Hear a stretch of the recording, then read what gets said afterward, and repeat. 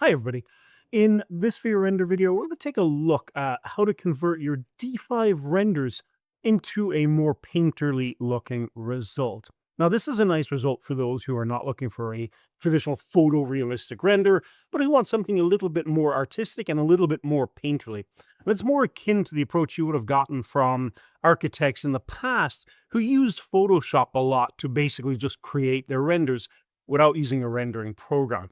I'll run through my D5 lighting setup, my settings that I use, and then we'll run through Photoshop and explain how to get the sort of look we're going for. It's a beautiful painterly style to rendering, and it's really not that difficult. So let's go ahead and get into it. Okay, everybody. So this is the type of look that we're talking about.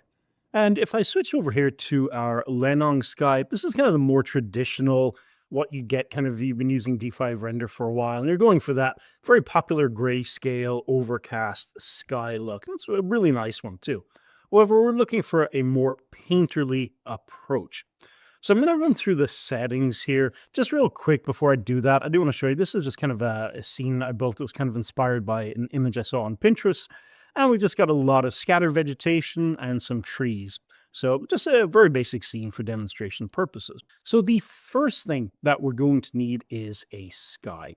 And when you're looking to have more painterly sort of renders, kind of having a sky that's visually appealing but not necessarily dramatic will help quite a lot. Over here on my right, you can see I'm using Sunset Glow 05. This is a really nice sky. It's got a very painterly look with some really nice clouds. It's also got some nice blues and a little bit of reds, kind of magenta in there. All in all, it's a beautiful sky to use. How we have this set up, we have the background set pretty low. So I'm not going for a bleachy kind of bloom effect here. I just want the sky to be sort of visible. And in terms of the skylight, I actually have this set, you can do this pretty high. This is going to be basically how much light it's going to be sort of coming from the sky, lighting up your scene. And if we put this back to the default, I have mine at 0.65. In addition, we have a sun turned on. Now, interestingly, why you do this, if I turn the sun off, you can kind of see we lose the highlight that we get on the trees. So I have the sun disk radius set to basically 0, and I have the sun just set to follow HRI. And really what we want is this white kind of bright spot on the foliage. And this will help give us that more painterly look. If you do want to add a little bit of fog to this, you can definitely do that. Generally speaking, though, fog is one of those things that like you can it's great to have miles away. Maybe try not to have it like very close to the actual camera. So maybe just ensure that the horizon is being a little bit fuzzy. However, we're going to kind of fix that a little bit in Photoshop. For the next settings, this is really, really important. You can use a LUT to help facilitate the look that you're going for. This is Cinematic 2.0. I'll try and link out to where I got these LUTs from, just so you have access to them. I think they're free online. However, I've turned it off for this one. With the LUTs, please just be mindful. You want to avoid having them like at the super high strength. That's going to really kind of mess up your lighting a little bit. So for this painterly shot, we actually have the kind of LUT off. However, I did do a render with that LUT on, that Cinematic 2.0, and it looked pretty good. Exposure, we manually want to control this, and I've set this to 0.09, trying to make the image a little bit brighter.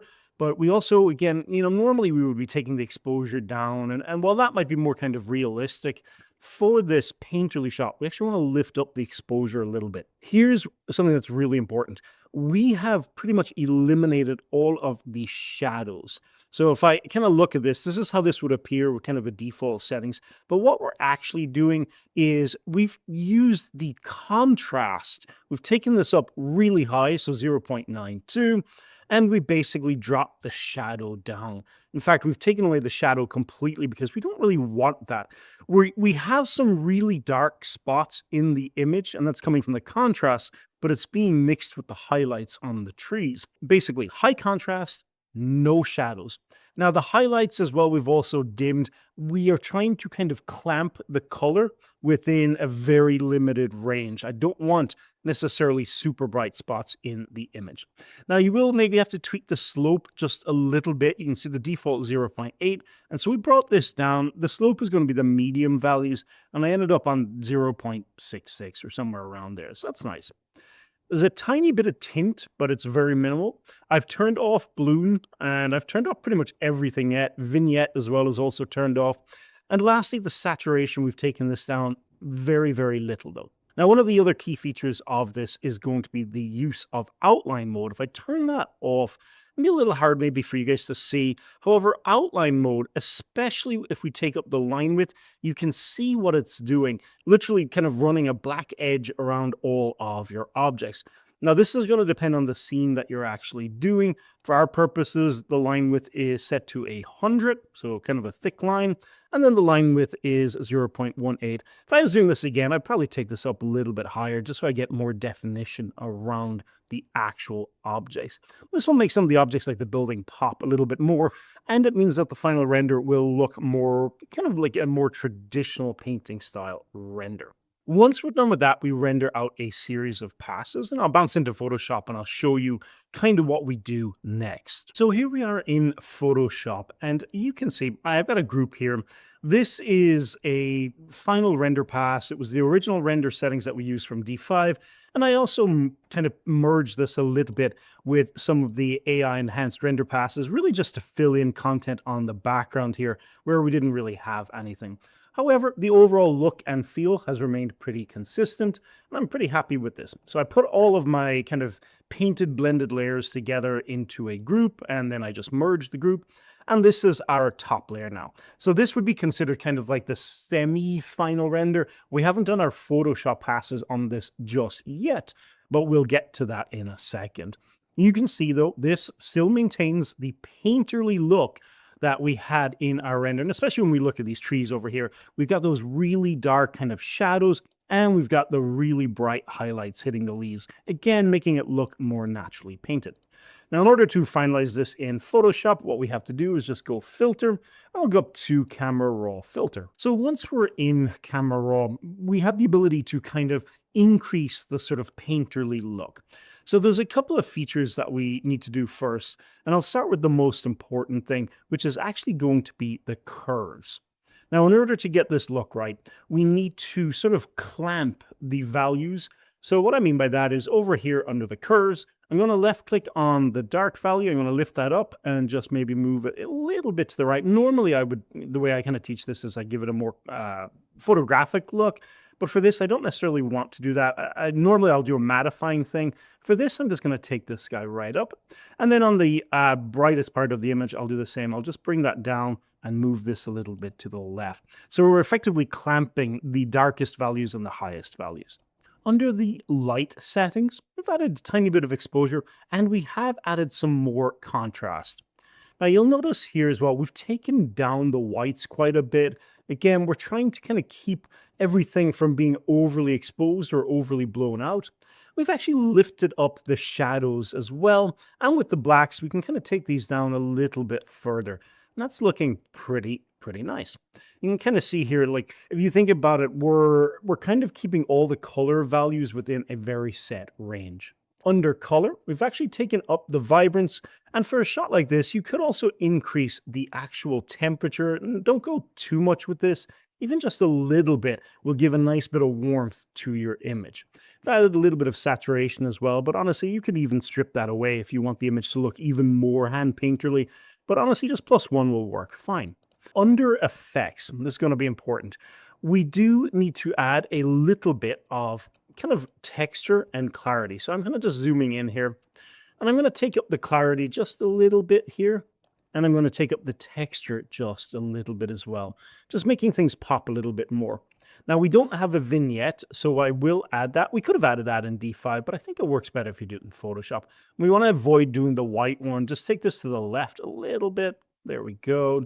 I do also want to add some grain. So what I'll do is I'll crank the slider, and then I'll just slowly start pulling this back to get the look I'm going for. Again, we do want a very textured image. And lastly, the dehaze slider on here, if you want to add more of that literally the hazy kind of quality, you could just grab the dehaze slider and just take this a little bit to the left. Again, just being mindful, we are relying on this curve to keep the values clamped within a certain range. Now, color mixers, we're going to get a little bit of fun with this. You can kind of come in here and maybe we want the oranges to pop a little bit more. Looking at that sky in particular, we do want to avoid taking these too far to the left or right. You can kind of see what happens if we do that. But we're just trying to make those oranges pop a little bit more. And one of the key sliders here is going to be the greens, because this is going to allow us to adjust the foliage. So I'm going to take the green foliage up a little bit. And I may tweak that luminance slider as well, just make them pop a bit more, just a little bit. Now, with this sky, we may also want to look at the magenta slider. Again, you want to be careful. If I move this to the far right, you can see the effect we get in the top left corner. So maybe just a little bit more on that. When it comes to color grading, what we're going to do is just go straight down here to the shadows. I can, again, just add a little bit more blue here.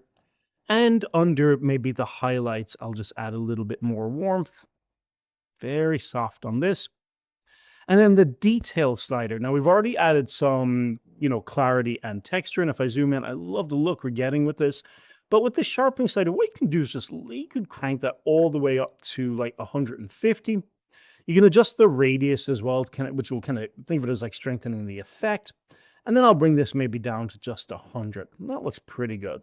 If we want to add lens blur, we could do that now as well. And then just go ahead and click OK. And there we go. This looks really, really nice.